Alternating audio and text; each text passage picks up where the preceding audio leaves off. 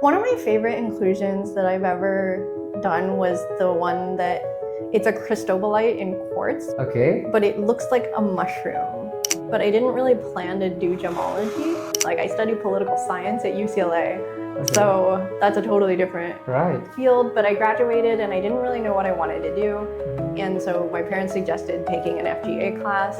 And so I took it, and I actually really fell in love with the inclusion. I want to talk about Hyperion. First, Hyperion comes from Greek word. Why did you pick that?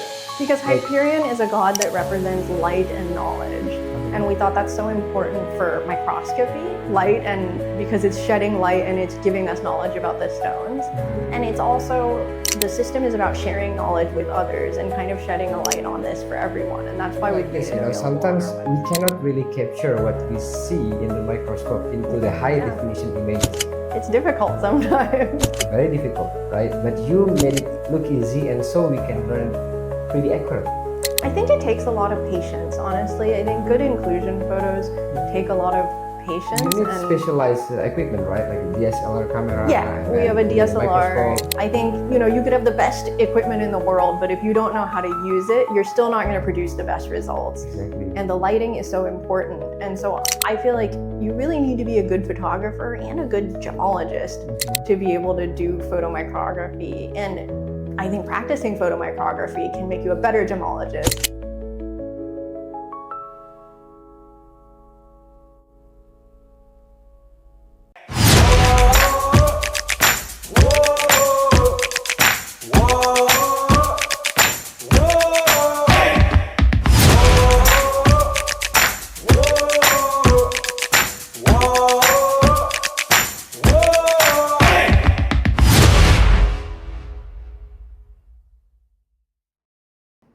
Hi, welcome to Gems Radio. This is your host, Adam Harits. Last year I had the honor to do the podcast with Mr. Richard Hughes. And today it feels just as special because right now I'm sitting with one of the most influential young gemologists in the world right now, the one and only Billie Hughes. Hi, everybody. Billie, thank you so much. Thank you so much for taking the time, and congratulations on your wedding. Thank you. Recently. So, how are you? How's everything? How's life? How's work? Doing pretty good. Keeping pretty busy here. Welcome back to Bangkok. Yeah, thank you. Right. Is your husband also work in this field, or? Yeah, he sells stones. Oh, he sells stones. Yes. So he's still in this field. Yeah. Okay, how does it feel working together? I think it's fun because it gives us a lot to talk about, but we're kind of from different perspectives. So his name's Simon, and he's from Asia Lounges here in Bangkok. Okay. So he sells stones, and so it's helpful because I think it helps me see the perspective of the dealers, like what types of questions they might have, for example, which is interesting working in the lab because we see stones all the time, but we have a different perspective as gemologists. Absolutely. Like, we might have different questions or different assumptions about things. And so it's good to hear from the other side, I think. Yeah, and we can learn a lot also from, the gemstrader, right? You might meet him tonight if you come to Bangkok Gem Night. Okay, sure. He's really the force behind organizing. Oh, really? I'm helping, but it's really him that's pushing. So he lived here before, or just? Yeah. Okay, so he did do the trading way before that. Or just recently? Oh, he was working in some jewelry companies before and became interested in stones. Okay, I see. Yeah. Billie, I've read your profile, right? And I think we share something in common. You know what? We grew up in this world. Yeah. Right? My father was a gems trader. Even my grandparents, like they're all gems traders. So I grew up in that. You, on the other hand, grew up in the gemology world. What does it feel like, Like I've read that you visited the mines at the age of 2. Yeah, I can't even remember my first mine visit. My parents would take me. That was in Thailand, and so they would go to mines here. And I think the first mining trip I kind of remember is Montana. I was about 4 years old. Okay, that I remember digging through the sapphire gravel. Really? And then after that, especially when I got more into high school and stuff, my dad would take me on some of these trips with them. When I was in college, I went to Madagascar with him and Vince and some other friends. And so it was really interesting. I always enjoyed the photography aspect, like visiting different places and taking pictures, but I didn't really plan to do gemology. Like I studied political science at UCLA. Okay. So that's a totally different field, but I graduated and I didn't really know what I wanted to do. And so my parents suggested taking an FGA class.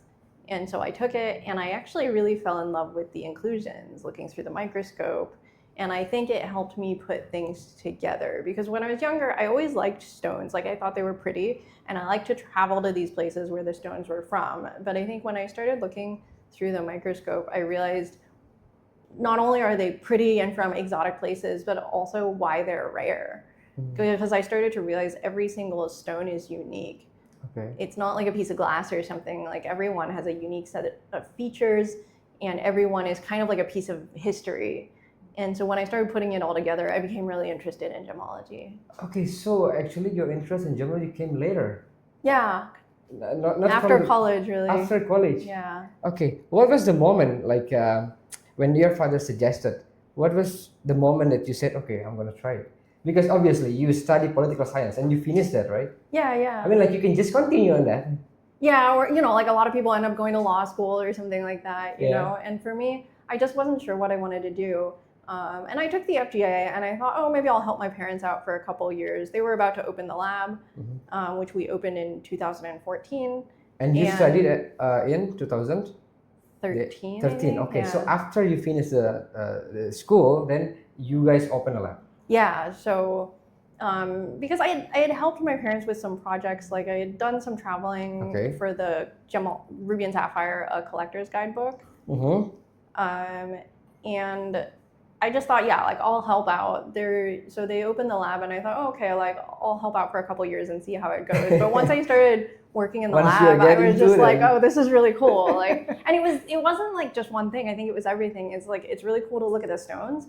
It was really cool to get to deal with these kind of like precious treasures, you know, like I started to realize like somebody's going to drop off something that normally might be so rare that you couldn't even see it in a museum. And I get to hold it and handle it and look at it in a microscope, you know, and then I get to sit here in my office and people from all over the world will come through the door and tell me their stories, where they've just been. Fascinating stories. Yeah, and so it was kind of everything. It's like the rarity and beauty of the items, the ability to meet interesting people from different walks of life, from different cultures and different parts of the world. I just thought it was all really fascinating. I see. What sorts of challenges, you know, working with your own parents, right? Obviously, they have lots of experience, knowledge, whereas you, for example, just graduated, right? So how does it, you know, how? Do you have a little bit of experience of your own? Yeah, of course. Working with your family? You know, actually, my story was that, you know, my father always had a dream to open a gems lab. Really? Right. Before he was a gems trader. He always told me that I'm not suggesting you to be a gems trader because the industry is too tough. I know my sons, he said.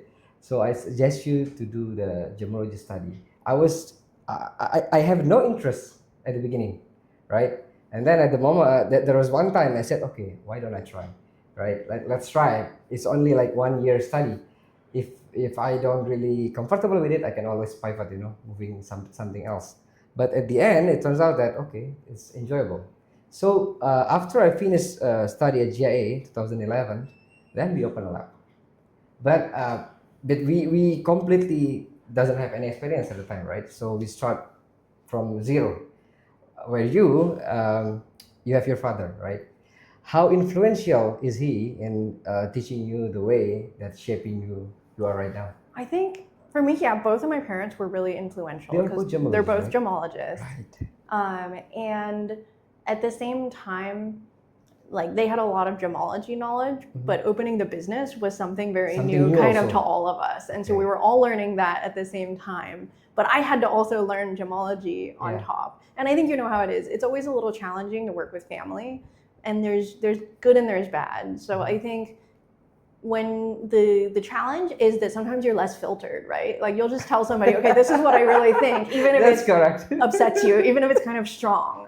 Like I'm just gonna say what's on my mind. Yeah, right. But I think the advantage is also that at least you all care about a common goal. And I think for my parents and I, we're all very quality oriented, and so for us, even if we critique each other, criticize each other, it's to push each other to improve. But that's also the challenge, because a lot of times in the beginning, even something like my photography, if I took a photo, I would think it was really good already sometimes, or I would write a paper and think it was really good until my dad saw it. And then he would be like, yeah, this, and this. And so it's like sometimes you have to deal with some critiquing as well. But I've realized that it makes you stronger in the long run. So about the Lotus itself, when was it founded? 2014, right? Yeah, 2014. 2014. Okay, Billie. So you've been here since 2014. What's changing in the gemology world? I would say it was a really good time for me to come into the trade because it was a really exciting time.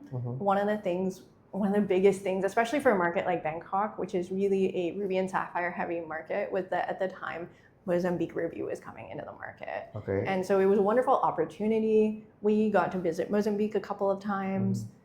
We got to visit the auctions where all of these fabulous rubies were coming out. Right? And you think about a stone like ruby, where, for many years, the world's most expensive ruby was like a 4-carat stone, right? And then Mozambique came out, and there were stones coming out like 6, 7, 8 carats, and then 10 carats, 12 carats, So it was a really exciting time to join gemology, I think. So that was a real highlight for me when we started. But I've noticed over time, I think I took it for granted, because as a young gemologist, I was just like, wow, yeah, 10-carat unheated pigeon's blood ruby. This is great. and my parents would tell me, this is very rare and you shouldn't get used to this. This is a very unusual event in the world of gems. And I was just like, oh, there's plenty of these rubies here. And now I realize there were not plenty of these rubies. And now the price skyrocketing. Yeah, the prices have gone way up. And I think what I see in the market, what I'm hearing from our clients, is that it's getting harder and harder to find clean stones, nice colors, even from Mozambique and the other origins as well. Right. And so I think in the last decade, we've seen a lot of great material coming out of Madagascar, especially blue sapphire. Ethiopia, Nigeria, right? And we're seeing, one thing I've noticed is that there's also more emeralds in the market now in Bangkok than there used to be. Same thing happening in Indonesia also. More emeralds appearing in the market. That's interesting. Yeah. I thought it might be because we're getting more of these emerald auctions in town, or rough auctions. Okay. Because now, Gemfields has really into Zambian emeralds, right? You also have other companies like Belmont bringing Brazilian emeralds. You have Fura, and you have other. Fura also dealing with emeralds? Yeah. Okay, I thought only rubies. Yeah, they have sapphires that they've auctioned as well. Okay. Rubies, sapphires, emeralds. And so I think with all these rough auctions coming into town, we're starting to see a wider variety of stones in Bangkok. So that's one interesting thing that's changed a little bit about the Bangkok market. Okay, and also give us lots of more headaches, right? Because 10, 15 years ago, origins quite limited, I would say, right? I mean, Burma, Sri Lanka, Madagascar, right? Ethiopian still not here, Emerald Ethiopia. Nigerian sapphires. Right now we have Ethiopian sapphires. How do we keep up with all of that, Billie? With the origin things? I think it's getting tougher and tougher. Like you said in the beginning, I think when they started doing origin, before you and I ever opened a lab, right, decades ago, I think rubies came from Thailand or Burma. And it was Sapphire, Kashmir, Sri Lanka, Burma. And they all have distinct profile. Yeah, and easily differentiate, right? Now there's so many places. Now rubies from Central Asia are coming. Himalayan. One of the things that we've done, and I think many labs have started to do, is for certain origins, we're issuing them. If we cannot pinpoint, if we can pinpoint a more specific origin, we do that. But if we can't, we try to do process of elimination. So some sapphires are getting called basalt related rather than Australian or Thai. Because we cannot be sure 100%, right? It's very difficult to separate. And so I think we're going to see more of that in the next few years. I think lots of labs started to implement that kind of, even my lab also. We started, Himalayan, we give Himalayan. Yeah, we do that too. Yeah, I saw a Lotus also, so we gave also basalt related, because at the end of the day, the customers needs to know the truth, right? When we cannot say particular things, that we have to say it is what it is, right? Yeah, it's like we try to give as much information as we can, but we also have to be realistic about what the limits of our testing are. Okay, Billy, what is the role of inclusions in determining origins? I think it's still really important. Still very important, right? Yeah, I think so. But I think it's like everything. You have to look at all the evidence together. It's not enough to look just at an FTIR spectrum or just at the inclusions or just at the fluorescence. You have to look at all of it combined to get a real picture. Otherwise, you could be misled quite easily. But I still think inclusions are important. And I would still say the microscope is the #1 most important tool. If you had to just pick one tool in the lab, I would pick the microscope. Right.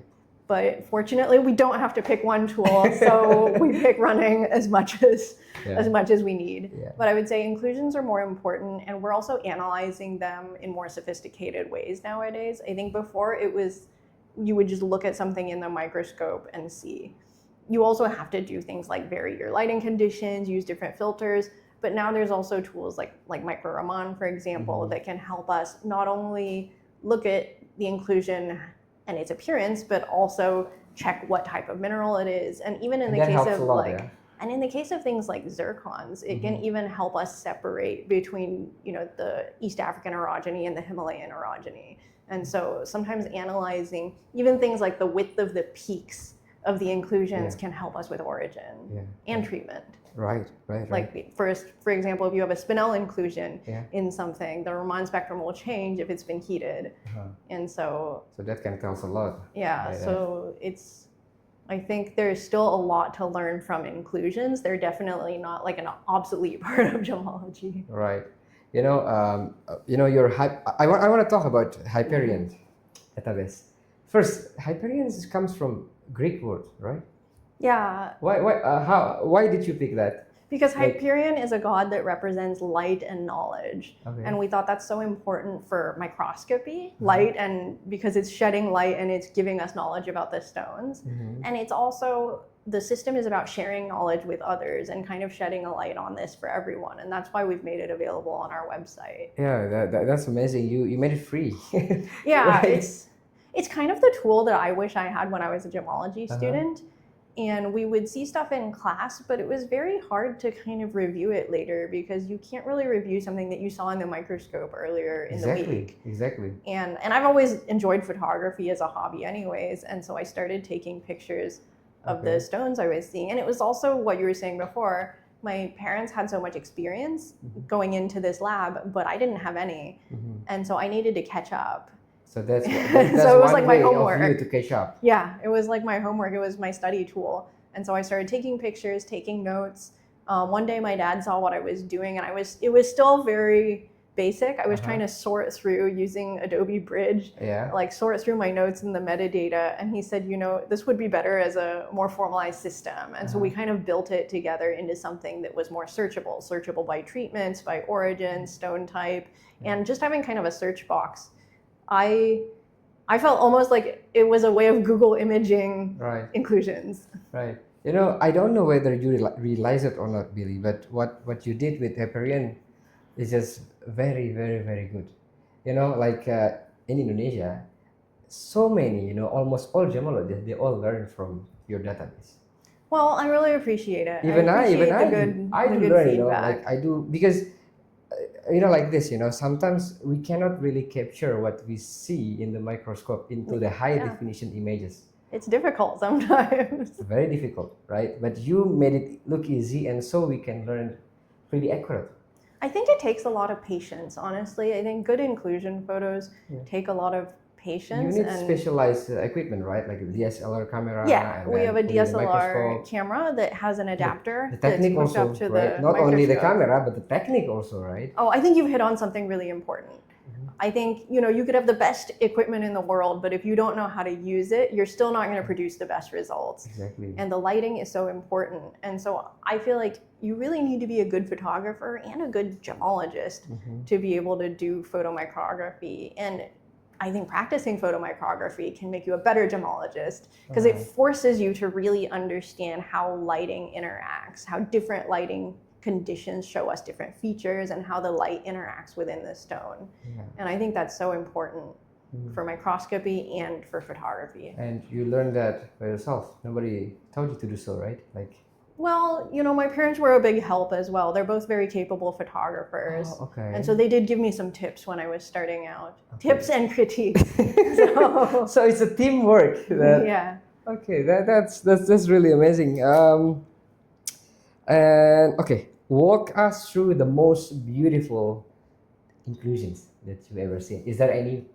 Oh, there's so many nice I know. ones. Is there any, like one of your favorite where you're in awe, like, oh my God. One of my favorite inclusions that I've ever done was the one that it's a cristobalite in quartz. But what crystal? Cristobalite. Okay. But it looks like a mushroom. I can show it to you. I think I've seen it. Yeah. Okay. Yeah. And I'm really happy to say that it's actually a stone that's in my personal collection as well. It's your stone. I was in Tucson at the Tucson show one time a few years ago, and I was walking around different booths, and there was a tray of amethysts, and I was picking up and looking at them, and with my loupe, I looked at one and I thought, gosh, that looks kind of like a mushroom, And so I bought it and brought it back here to photograph it, and if you hold it at the right angle, I think it really looks like a little toadstool or something. Okay. It's really cute, so that's one of my favorites. I've recently really enjoyed taking photos of thin films and Russian emeralds. I think those make really beautiful photos. Why? Because of the mosaic thin films that like the different kind of rainbow interference colors. I really like that. All right. I like a lot of Sri Lankan sapphires that have a really negative crystal. They're so dramatic, Yeah. You get those like rectilinear fingerprints. You get these large negative crystals. I think it just looks cool. Billy, does the inclusions really, for example, a gems trader, when they're buying some stones, they want the stones that completely free of inclusions. Yeah, but they also want things like origin determination, and often inclusions can help. So I think there is a little bit of a paradox. Correct. But my question is, what about you? Did you really, when you trying to buy some collection, when you like some stones, do you always see what is inside before deciding, okay, I think I want to collect this because of the particular inclusions that fascinates you or something like that? Does it play a role? I would say for stones that I'm buying, to collect or put in jewelry, it doesn't have to have an interesting inclusion. Like if I just love the stone and I love how it looks, I'll still buy and collect that. Overall conditions, I would say. Yeah. Right? I think color is really important always. Yeah. But I would also say I'll still look at every stone I buy before I buy it. Like I'll want to test it myself and look in the microscope. And I definitely buy things with inclusions in them. I think a lot of people don't realize how small many of these inclusions are. There's plenty of inclusions that you just can't see with the naked eye that are not distracting. And so I don't have a problem with having any of that in a stone that I'm wearing. I think where people get confused is they think an inclusion means a clarity problem. Sometimes there is such thing as too many inclusions in a stone. Or maybe the location is in a really distracting place, like a big black blob in the center, and that could be distracting, especially if it's not beautiful. But some inclusions are really beautiful. Yeah. Some inclusions, make phenomena, like look at an opal, you know what I mean? There are things that people like cashmere sapphires. Inclusions, there would be play of color like that in opal. Yeah, there's cashmere sapphires that have a little bit of silk. Sometimes I think a little bit of a silk in a stone, in a ruby or a sapphire, makes it look better because it gives you that softness where the light, that silky softness of the light instead of a sharpness to the crystal, and so a little bit can look good. I think it just depends on what kind, how it's cut. It's also put a touch of character in it, right? Yeah, I think so. That's kind of why I like stones. I think if we just wanted things that were bright and shiny and clear, we could just buy synthetics, But why don't we? I think there's more to it than that. I think we want that connection with millions of years of history. I think we are attracted to the rarity, the durability, the fact that we can hold something so old in our hands that's unique. Like if I buy a sapphire and you buy a sapphire, we wouldn't confuse one for the other. We would because know. It's different. It'd be different, yeah. There's not a single one that is the same, right? I think as humans, we want to make that connection with nature and history and beauty and longevity. And I think in that way, inclusions can be part of the allure of a gemstone. Right. No, sometimes people did not realize that the stone that is in their hands is actually millions years. Yeah. You know, even before the countries appeared, the stone was there. Yeah, I think it's pretty incredible to think about something that old and that unique, and that you can just wear, you know? Yeah. And I think we see a lot of things in nature that are ephemeral and beautiful, like a sunset or a flower. You know, they're here today, in a couple hours they're gone. But with stones, what's incredible is that the beauty doesn't fade with time. Yeah, that's why, you know, that's why the treatment also play a role, right, Billy? Because some treatments can have the temporary beauty, right? For example, the diet right? It can, you know, the color can be gone, can be fade, irradiations, right? And these days, from what I see, there's lots of new treatments coming in. Am I right? Yeah, we always have to be on the lookout for new treatments. And I think it is for the market to decide how they want to value stones with different treatments, but I think you hit on a good point. Some treatments are a lot more permanent than others. Right. Like heat treatment stands the test of time, but something like oiling or dyeing can be removed, or it can dry out and really change how a stone looks quickly. Right. So, and we see a lot more, for example, oil these days. Yeah. Like so many stones, tourmaline, even garnet, they do oil. We're seeing it. Spinel, we see a lot. Spinel for sure, yeah. Yeah, we see a lot of tourmalines with oil, tanzanites. Yes. Rubies and sapphires. So we see, it's not just an emerald thing, we see it in all kinds of stones. And that's one thing that I think has gone under-detected in the market. It has to be declared, right? Like I think treatment, because it improves the clarity. Just like emeralds. Just like emeralds, yeah. Sometimes people got scared, you know, like I had customers, they were like surprised. What? My tanzanite oil? Yeah, I said, we have why that not? too. I said, why not? When there is some fractures, the oil can penetrate inside. So it can be oiled. Anything with a fracture can be oiled. Right, anything. Maybe they use different materials than emerald. I don't know whether it's same oil or not, Billy. I don't know. I think there can be a variety of different materials. There's so many different oils, right, in the market. Sometimes it's just baby oil. Sometimes, you know, cutters sometimes use baby oil to look at the rough.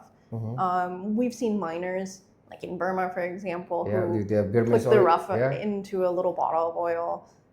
So they oiling even with the rough, you know, before it was cut. Okay. And if you look in some of these rough auctions, they provide oil for people to better see into the stone. But it was only on the surface, right? Like they put it in the surface, or it is also coming inside?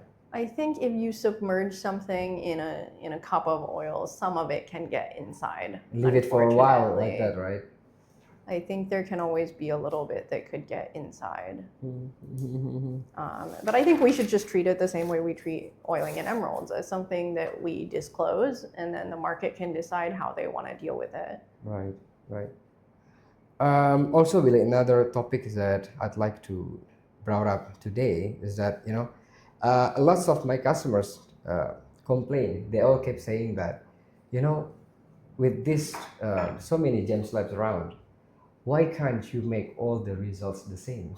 I've heard that a few times as well. I had a client who said, you know, like, I have this idea that if all of you bought the exact same equipment, that would solve all the problems. We hope it's that easy. Because there's this idea, I think, that the machines are testing the stones, but I see gem testing a little bit like going to the doctor or a similar kind of experience. Right. You know, when you go to the doctor, they don't run one test. No. Right? They have to run a series of tests. And they don't just run the most high-tech things. They have to run basic tests too. Yeah. They'll check your temperature or your blood pressure, but they can also have sophisticated instruments like an X-ray or an MRI, right? And I think for gem testing, it's the same. We still check the weight of the stone. We still look through the polariscope. Everything basic we check. Yeah, but then there's also things like an FTIR, running chemistry, and microscopy. And at the end of the day, it's not just running the test, but it's how we interpret the results. And I think that's the same thing that we're kind of expecting a doctor to do at a hospital. Yes. You know, you could give me the results of an X-ray and I wouldn't know how to interpret it. Yeah. And I think it's the same. If you just ran spectra and handed the clients a bunch of spectra, they wouldn't necessarily know how to interpret it. Yes. And I think that's a real part of the challenge of gemology is knowing how to interpret the information that we're seeing. Combinations of the things that you do, right? Yeah, and then keeping up to date because the situation is always moving and changing, new origins, Evolving new treatments. every time. Not only new origins, new treatments, but I would say, yeah, and also I think now that I'm, more than a decade into this, I'm starting to realize it's also old treatments that come back. Like what? As in, like you mentioned, irradiation. Okay. Like, it start coming back again. Like in the 80s, I think there were 80s, a lot of 90s, yellow sapphires that also had unstable colors, irradiations, and these have come back a little bit. Last year we tested a few flux synthetic rubies, which are not that common. You usually see the flame fusion synthetic rubies more often in the market, but we've been seeing flux synthetic rubies coming back. And it was a difficult one compared to flame fusion. It's easy, right? But the flux synthetic would prove some challenge. Yeah, it was, and I was writing one of these up and doing a little research, reading in the literature. And I found a paper that Michael Chemnicki wrote at SSEF, and he said in his paper, something like this could be a challenge for young gemologists who have not seen much of this material. And I thought it really is true. If you haven't seen some of the older synthetics and treatments, they could catch you off guard. And so I think it's always a challenge. So we need to keep up to date with everything going on. We have to. Bangkok is the hub, so everything is centered around here, really. How does it different between Bangkok and US with America, with Tucson, because you obviously like you come in Tucson and you stay in Bangkok, so how's the difference. I think you're right. I think America is very spread out. There are a lot of big cities in the US. You have places like LA, New York, Chicago, and each one might have a smaller community. But here in Thailand, Bangkok is such a big city compared to most other cities in the country. So everything kind of comes here. And I think we're very lucky to be here because we not only have the local people working in gems, but we have so many people from all over the world that come and trade. And so we get to see a lot of things first. Yes. And we get to see a lot of new things in the market, but it provides a real challenge because we're not just testing stuff that's been, circulating the auction market for 20 years. We're testing whatever's new, whatever's coming in from Africa, whatever new treatments people are experimenting with, and we get to see all that. So it's very interesting and exciting, but I think it's also challenging being here. What is the most thing that surprised you the most when you found out for the first time in Bangkok? Is there any particular thing, like treatments, like some materials? I think there's a lot of interesting things. I think one of the things that surprised me is when I was studying and when I first started talking to clients, there was a real feeling that people are concerned about the newest treatments or the most high-tech and sophisticated treatments. So things like beryllium, for example. I think people had a real concern that it was very difficult to detect these treatments, or like the pressure-treated sapphires, which were HPHT. Yeah, a few years ago, people were talking about that a lot. They call it Korean heat, right? Like a Korean something. There were some Korean people that were involved in this treatment, and what I found is it's not that challenging to detect whether something has been heated to 1800 degrees or something like that. It's been treated. What I've found really challenging is some of these old-fashioned treatments that I think are less detected. So things like oil, where I think a lot of people don't see it outside of emeralds because they're just not looking for it carefully enough. Things that is where the trouble can happen, right? They don't look enough. So it's not that they cannot detect, but they just don't look at it. So I think that's probably the most under-detected treatment that I see in the market. Until now? Well, we're doing our best. But I think, I'd like to encourage a lot of other gemologists to also be really cognizant of this and aware and looking out for it. I think low temperature heat treatment, also like the more old-fashioned heat. I think, when they're heating something at just 800 degrees, it's a lot harder to tell. But sometimes FTIR could also help, right? It definitely helps, but not 100% of the time. But it definitely helps. Inclusions help, fluorescence helps.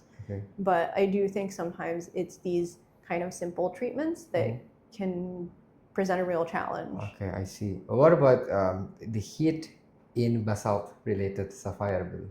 I think that's a real challenge as well, and it's Very generally much. For me, it's one of the I think most it's challenging mostly- things, you know. I think it's mostly detectable at high temperature, but at Yeah. low temperature, it's very difficult. They to do low say. temperature also in basalt related, correct? I've heard people say Okay, that they okay, would to lighten up the color, Okay. but it's very difficult to detect.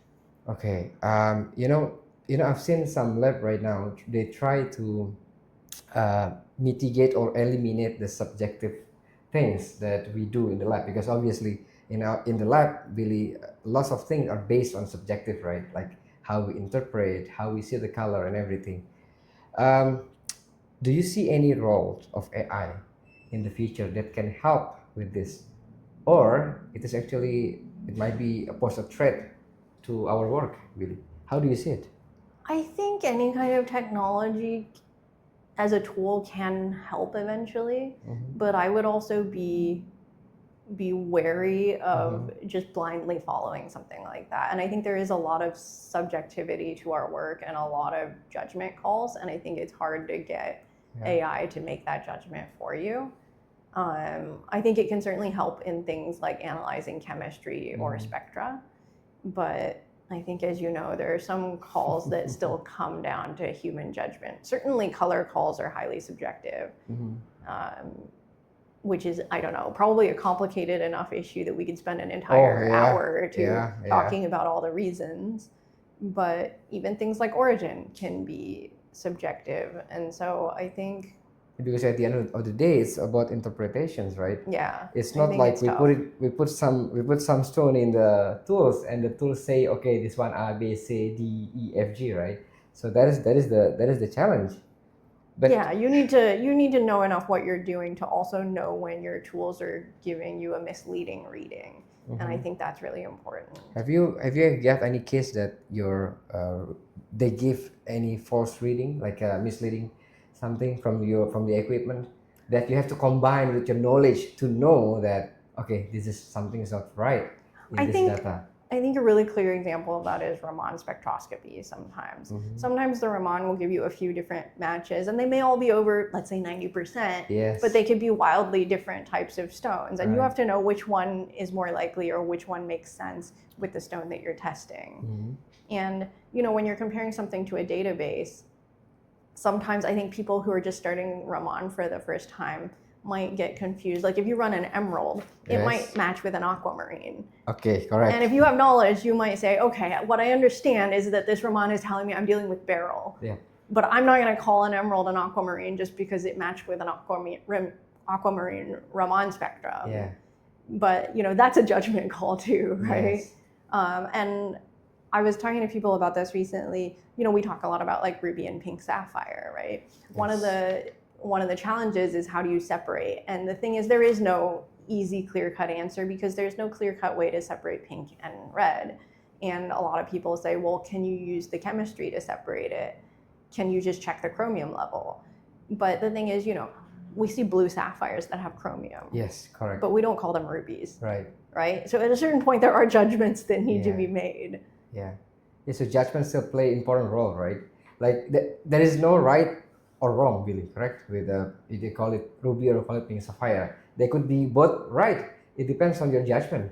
Yeah, it's a matter of culture and taste and even language. In Thai, we don't have just one word for blue, but we separate blue into two different colors. Oh yeah? Just like, how in English we have pink for the light colored reds, and then the more strongly colored reds are called red, right? Okay. So we separate that hue position into pink and red. In Thai, we have a different word for dark blue and light blue. So we haveสีน้ำเงิน and สีฟ้า, which is kind of like the pink and red of blues. Oh yeah? So if you can imagine that if sapphires had been given nomenclature in Thai, we might end up with blue sapphire having two different words as well. But in English, we have one word for blue. So light blue sapphires and royal blue sapphires both can be sapphire. Blue sapphire. Yeah. Okay. Oh, okay. So there's a real cultural aspect to some of this nomenclature, and I think we would all be better off in the industry if we recognize that some of this is cultural linguistic rather than scientific separations. I see. What about database, Billy? How important database is for our work, I think it's really important. That's part of the reason I put together Hyperion. I realized like just looking at individual images is not enough. We really learn more when we see trends and sets and pairs. We also have added a section to our website called Siamese Twins, where we pair inclusion or spectra or other imagery together to see the connections between them. And it's also important to be able to compare other things like chemistry or other spectra that we run. And we have to have a robust sample collection. Because if you want to get into the origin determination part of the business, you have to have something to refer against. And so I think all of this is really important. How do you collect all your sample reference? Like you come directly to the mines, or when somebody bring the stones to you, then once you can validate, then you accept it as a sample, or how? It's a combination. Like ideally you would collect every sample yourself from the mine, but it's not always possible, right? Yeah. And so the places that you can go, you try to go and collect. And if you can't collect it in the mine yourself, you can also buy from nearby places like in the markets, but you just have to be aware that sometimes other things get mixed into that material. You can try to get things from known and trusted people. Again, nothing's 100% because somebody can try to slip something in, or it can just be an accident. Sometimes somebody accidentally mixed two lots together. It doesn't even have to be something malicious. It could just be human error. And even things in like museums, you could actually try to study if you had a very particular project you were working on. But again, you have to be aware that there have been famous pieces in museum collections that were misidentified too. It can happen. Yeah, so you just have to be aware of what you're doing. I can only imagine, living in Bangkok and having a lab in Bangkok is like so many new informations keep coming to you, right? Like for example, if I pay attention really, most of the labs in Bangkok, when somebody submitted a stone, they will ask like, what stone is it? Where is it from? Am I right? That's what I see from the paper, like the invoice. Back in Indonesia, if I did that, people will say, "Oh, your lab can be, can give any result what we want." That's an important point, and I think there's a lot of misunderstandings about that at the market because we also ask clients if they have anything they want to declare. That I think they should be open with us and declare it. But it's not because we're just going to write whatever they say, but I think there's a couple things. One reason is if there's anything new coming out into the market, I would like to know about it. Exactly. And I know that there are many of our clients that genuinely want us to do a good job and they want to share some of that information. And the other reason is if they have any kind of concerns going into it, sometimes it helps for us to be able to explain anything if they have any questions and concerns. Aware, right? And I think it's, like I said earlier, it's a little bit like going to the doctor. When you go to the doctor, you have to tell everything. Yeah, don't they normally ask you, do you have any symptoms? Yes. And I think it's in our best interest to be honest with them. Otherwise, they won't know what's happening. Yeah, and it's also so that they can send you to the right department. If you have a runny nose, they might send you to a certain part of the hospital that deals with like colds and stuff like that. Yeah, and I think it's the same kind of thing. So we also ask what kind of stone it is. Of course, occasionally you get something that's misdeclared. Like we might ask what it is. They say it's a ruby, but it turns out it's a spinel. It does happen. But one of the reasons is also it just helps us work more efficiently. Like it's like sending a patient to the correct department.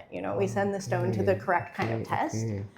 But we've had cases, for example, I had a client who came in one time and said, I have a sapphire here and it's unheated, but I really want you to do beryllium testing on it because I'm really concerned that it could be beryllium diffused. Okay. And that was a good moment, a good opportunity to educate and say, well, actually, like if it's beryllium diffused, it would also have to be heated. And so I think it helps to correct some misunderstandings as well when people have questions. So I think it can be helpful. That is an interesting point.